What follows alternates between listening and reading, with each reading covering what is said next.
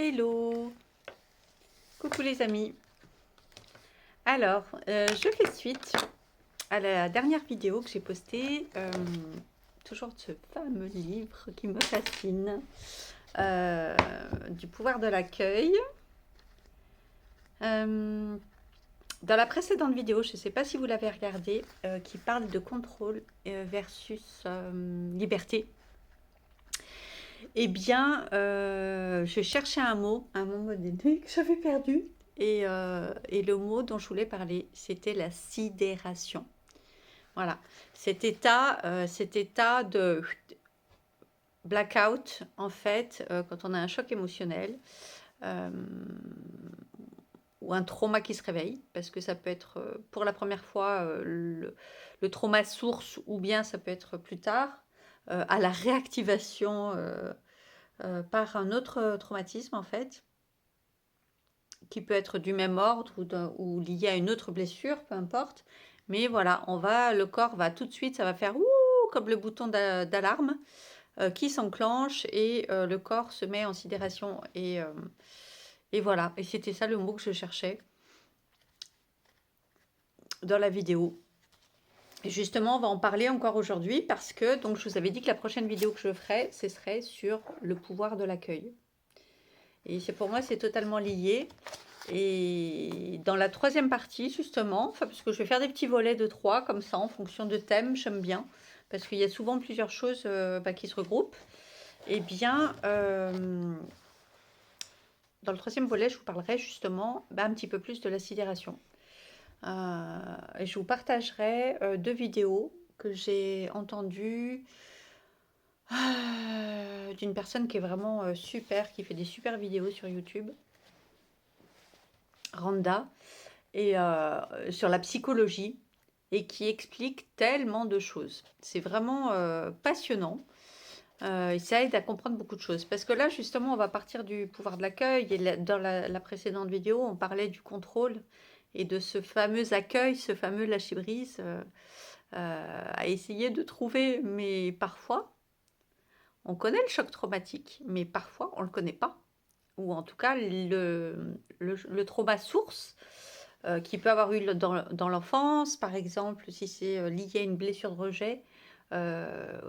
C'est ça en fait, hein, la blessure de rejet, c'est une question de survie à un moment donné où l'enfant n'a pas les capacités pour parler, pour marcher, pour se mouvoir, pour fuir une situation. Donc il fuit cette situation, en fait il l'a subie, pardon. Et s'il a faim, s'il a froid, s'il a peur, s'il a mal, la seule manière qu'il va avoir, c'est de pleurer.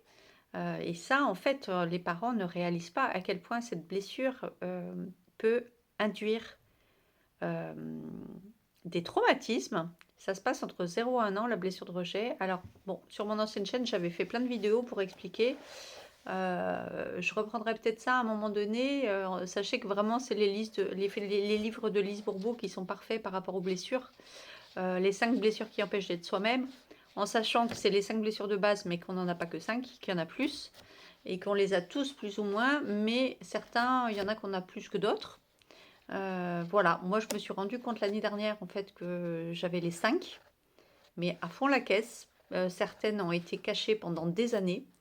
Et c'est suite à un trauma l'année dernière, un trauma émotionnel, en fait, où j'ai vécu en fait les 5 blessures dans le même traumatisme.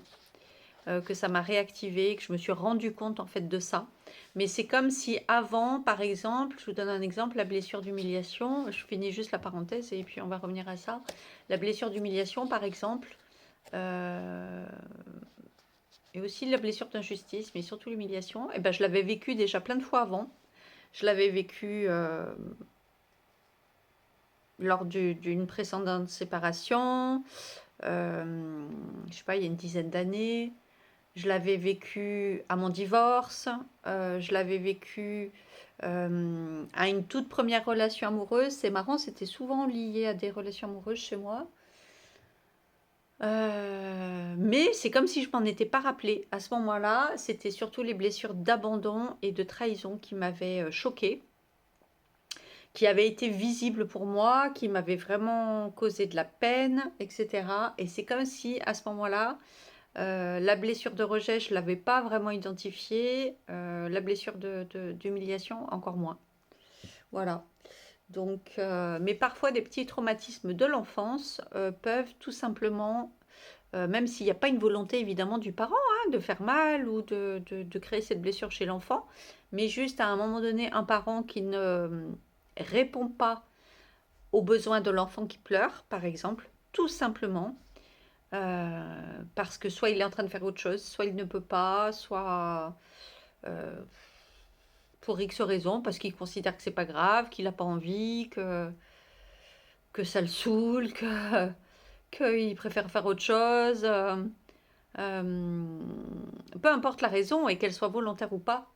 En tout cas, chez l'enfant, l'enfant se sent mais en terrible insécurité et l'enfant va percevoir un abandon, va percevoir du coup un trauma à ce moment-là et il va se mettre en mode automatique survie. Voilà, et ce qui va créer chez lui déjà le premier trauma source. Et, et c'est vrai qu'il y a une époque, il y avait même une époque où on disait qu'il fallait laisser pleurer les bébés quand ils pleuraient, qu'il fallait pas trop les prendre dans les bras, trop mal les habituer. Il y a eu toute une période comme ça, je me souviens. C'était après que j'ai eu mon fils, où voilà, où je sais pas, c'était la mode. On disait qu'il fallait pas trop prendre, habituer, pas leur créer de dépendance affective, et ci et là. Et donc il y en avait qui s'amusaient à laisser pleurer les bébés en essayant, en pensant bien faire en fait. Euh, En disant non, soit c'est de la comédie. Voilà, on disait que les enfants faisaient du caprice, que c'était du caprice. Genre un bébé de 6 mois, à 6 mois, il fait déjà des caprices. Bien sûr, on est intelligent à 6 mois, mais bon, c'est pas toujours si simple. Bon, en tout cas, chacun a fait du mieux qu'il a pu.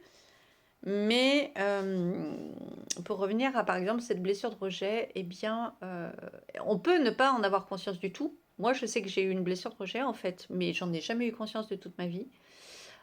Et c'est vraiment là, l'année dernière, quand j'ai ressenti toutes ces blessures dans une seule action, que je me suis rendu compte effectivement, et qu'en analysant les choses, en posant les choses, en lisant, en m'instruisant énormément sur la psychologie, etc., que je suis remontée à toutes ces blessures et que je me suis rendu compte en fait que ces blessures, je les avais eues mais beaucoup plus jeune, dans d'autres choses, ou ça peut être dans d'autres domaines. Moi, je vous ai parlé du domaine amoureux, mais ça peut être aussi dans le domaine professionnel. Euh, voilà, peu importe. C'est la même blessure, en fait, qui revient dans des domaines différents. Et donc, parfois, c'est pas évident, en fait, d'accueillir, parce que parfois, on sait juste pas ce qu'on a à accueillir, en fait, hein. Il y a même des personnes qui ont bien sûr des traumas cachés, comme des viols, des incestes, etc., etc. Je vous avais parlé déjà de Stéphane Alix euh, dans son livre qui en parle, qui a découvert à plus de 50 ans, à 55 ans, en fait, qu'il avait été violé petit garçon. C'est un trauma qui avait été complètement caché toute sa vie. Euh, L'animatrice aussi qui avait parlé de ça. Bon, avec le mouvement MeToo, il y a pas mal de gens qui ont parlé de choses comme ça. Alors, il y en a qui les avaient bien en conscience, leur viol ou leurs incestes ou ici ou là, et puis d'autres qui ont occulté ça dans leur inconscient. Donc, parfois, c'est pour ça que je vous parlerai de la sidération, on peut avoir des symptômes de sidération, on peut avoir notre système nerveux donc, qui est complètement dérégulé. Et je vous parlerai des symptômes parce que moi, je me suis rendu compte là, en fait, il n'y a pas longtemps, que mon corps était en mode survie. En mode, il y a plusieurs choses qui font penser à ça. Euh, En dehors du stress, de l'angoisse et des insomnies, des problèmes de sommeil, des choses comme ça, il y a des tensions dans le corps, il y a des serrages de dents qui peuvent être aussi la nuit, mais aussi le jour. Moi, je me rends compte qu'il y a des moments chez le corps tendu, qui est tendu comme en mode, vous savez, comme un animal qui est sur son, sur sa position, prêt à bondir en fait, à partir, à s'échapper, à fuir. Comme vous savez, les coureurs, quand ils font l'athlétisme, qui sont en position de départ, là, comme ça, accroupis, avec la bonne position pour pouvoir être le plus rapide possible pour partir. Eh bien, il y a plein de moments où j'ai le corps, je me vois, qui est tendu au niveau du pied, au niveau du mollet, au niveau de la jambe, au niveau du genou, au niveau d'autres parties. On peut serrer les poings. Par moment, on se rend compte que pourquoi est-ce qu'on a les poings serrés? Pourquoi est-ce qu'on a les jambes comme ça? Ici et là. Et ça montre vraiment un système nerveux qui est complètement dérégulé et qui n'est pas normal et qu'il faut vraiment en fait prendre en compte et apaiser. C'est un des symptômes. Voilà, je vous en parlerai parce que c'était vraiment super intéressant et je vous mettrai les liens. Ce soir, j'avais envie de vous parler donc de ce pouvoir de l'accueil parce que c'est aussi très intéressant. Et voilà, comme je vous le disais, bah, quand on sait quoi accueillir, quand on sait à peu près, bah, de toute façon, on peut toujours partir de ce qui est connu, des derniers traumas, ceux qu'on connaît, qui sont connus, pour pouvoir, au fur et à mesure, remonter. Voilà. L'accueil aussi, ça aide énormément pour le pardon. C'est, comment dire, je dirais que c'est la base rédhibitoire pour pardonner aussi bien aux autres qu'à soi-même. Ça passe par une phase d'accueil, effectivement. Voilà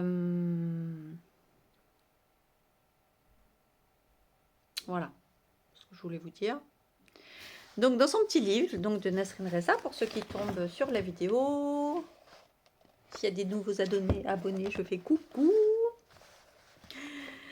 Pour ceux qui prennent en cours de route.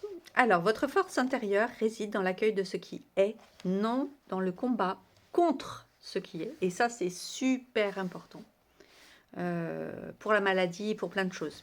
On va en parler. Donc, à chaque fois, il y a une petite page simplement d'explication. C'est plus moi qui parle que la page, en fait. Hein. C'est bien parce qu'il y a une thématique à chaque fois, plus ou moins, une thématique et une page. Ça se résume à chaque fois à une page. Donc c'est pas mal parce que c'est concis et ça va direct au but. Hein. Vous êtes habité par un pouvoir qui amène chaque aspect de votre vie à sa réalisation. Je le nomme le pouvoir de l'accueil. L'accueil ne se découle pas d'une forme d'analyse ou d'une compréhension. Et ce n'est pas non plus l'attente d'un quelconque changement.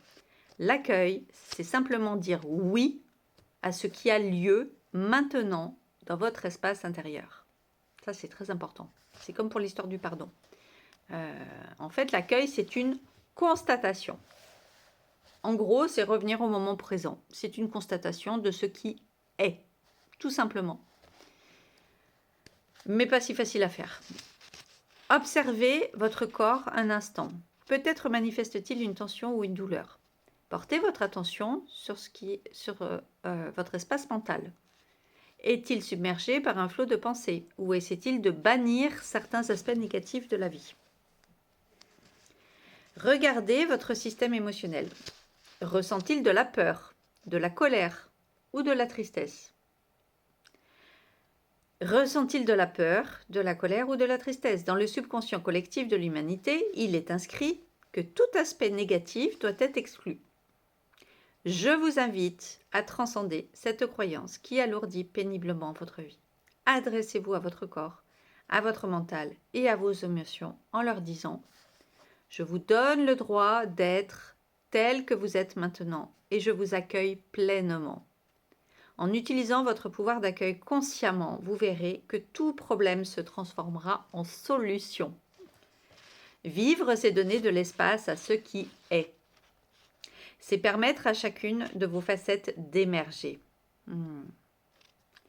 C'est donner la liberté au corps, au mental et aux émotions de s'exprimer. C'est transformer la lutte en une forme active d'accueil. Alors, quel choix faites-vous? Combattre la maladie ou investir votre énergie dans la guérison? Combattre une relation conflictuelle ou utiliser votre énergie dans la communication? Ou dans la fuite, des fois on dit conflictuelle. Donc ça peut être le combat ou la fuite. Ou utiliser votre énergie dans la communication. Combattre vos émotions ou investir votre énergie dans l'acceptation. Voilà, parce que c'est pareil, une fois de plus, combattre ses émotions, ça va être se renfermer. Voilà, ne pas s'exprimer. C'est comme ça qu'après, on se retrouve avec le chakra de la gorge, mais complètement bloqué, fermé, entre autres. Et donc, ce que je vous disais au début pour la maladie, voilà, il y a beaucoup de gens qui disent, ouais, quand ils découvrent qu'ils ont une maladie, ils disent, ou les docteurs des fois, dire, va falloir se battre, va falloir se battre. Ben, en fait, non. En fait, non, faut pas se battre parce que les gens, justement, en voulant se battre, ils mettent une énergie de guerrier, de guerre. Ils mettent une énergie en eux-mêmes, une énergie de guerre et une énergie de combat et de colère. Souvent, ça va avec. Ça peut être de tristesse, mais souvent, ça va être de la colère. Et en fait, non, c'est juste une énergie d'acceptation qu'il faut mettre, d'accueil, de constat et de compréhension, de communication. Et moi, je dirais même d'amour, en fait. Il y a une énergie d'amour à mettre dans cet accueil, d'empathie envers soi-même et d'amour. C'est même la base, je dirais. S'il y a une seule chose à mettre, ce serait ça. Voilà. Donc, pour moi, je trouve que c'est important, effectivement, de nommer ça, parce que je trouve que ça a un peu mauvaise presse. Cette histoire d'accueil, comme quand on parle du pardon, ça fait encore gnangnan, genre c'est les faibles qui pardonnent, les forts ils pardonnent pas. Enfin, s'il y a tout plein de trucs à déconstruire là-dessus, et en fin de compte, c'est le contraire, en fin de compte. C'est les gens enfermés et qui n'évoluent pas, qui sont bloqués justement dans leurs émotions, qui n'arrivent pas à avancer, qui n'arrivent pas à pardonner parce qu'ils sont... bon, ça c'est encore autre chose, le pardon, mais souvent c'est lié à un pardon qu'on n'arrive pas à se faire à soi-même, c'est souvent lié à de la culpabilité qui peut être visible ou en déni. Ça peut être bien sûr le blocage de l'ego, toujours le même, qui veut tellement surprotéger que... je sais pas ce que j'ai fait. Qui veut tellement surprotéger qu'en fait il bloque tout. Voilà, donc en fait il n'y a rien qui s'accueille parce que il y a l'ego, parce que il y a l'orgueil, parce qu'il y a la colère, il y a les émotions, etc., etc. Et puis il y a toutes nos pensées limitantes qui viennent se greffer par-dessus ça, comme quoi parfois on a plus aussi d'intérêt à rester dans le non-accueil. C'est comme quand on reste victime. Des fois, il y a des cadeaux cachés à rester une victime. Et il peut y avoir des cadeaux cachés aussi, pareil, à rester dans du non-accueil, à rester dans du combat, à rester dans de la colère. Ça peut cacher d'autres choses. Voilà ce que je voulais vous dire à ce sujet. Et puis, voilà, bon, on a parlé un petit peu du pardon aussi. Et puis, on a parlé un petit peu donc de la sidération. Et puis, je vous ferai la troisième vidéo de ce petit triptyque de sujets là-dessus la prochaine fois. Voilà, je vous dis à tout bientôt dans une autre vidéo. Bisous du cœur. Bye.